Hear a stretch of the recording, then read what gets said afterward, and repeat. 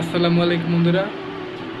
এই গতকালে যে আনসার বাহিনী ছাত্রদের উপরে হামলা করলো এবং নৃশংস হামলা, অনেক ছাত্র আহত হয়েছে এবং একজন সমন্বয়ক হাসনাত আবদুল্লাহ তিনি গুরুতর আহত হয়ে তিনি হাসপাতালে ভর্তি আছেন।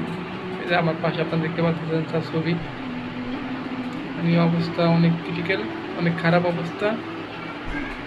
আসলে আনসারের দাবি জানাবে, জানাতে পারে স্বাভাবিক। এরা এখন দাবি জানাবে কোন উপলক্ষে? এটা এখন দাবি জানাতে হবে এখনই। ছাত্ররা তাদের দাবি মেনে নিয়েছে এবং বলছে এরা পর্যবেক্ষণ করা হবে এবং এটা দেখা হবে বিষয়টি। তো তারপরেও তাদের কেন এরকম হামলা আক্রমণ?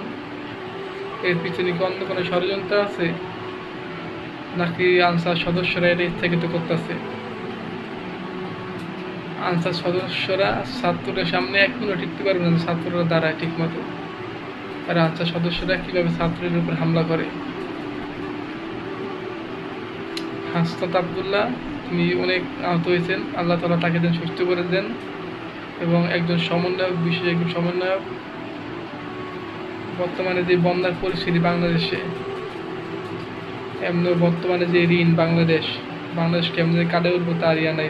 তারা আন্দোলন করে, তারা সচিবালয় অবরুদ্ধ করে, মানে আর কোনো কিছু পায় না। কি আর বলবো বলেন? এটা আসলে এরকম করা ঠিক না। বর্তমানে আন্দোলন করেন, আপনার পরে করেন, কিছুদিন পরে করেন আন্দোলন। তো বন্ধুরা, যদি ভিডিওটি ভালো লাগলে লাইক করবেন। আল্লাহ হাফেজ।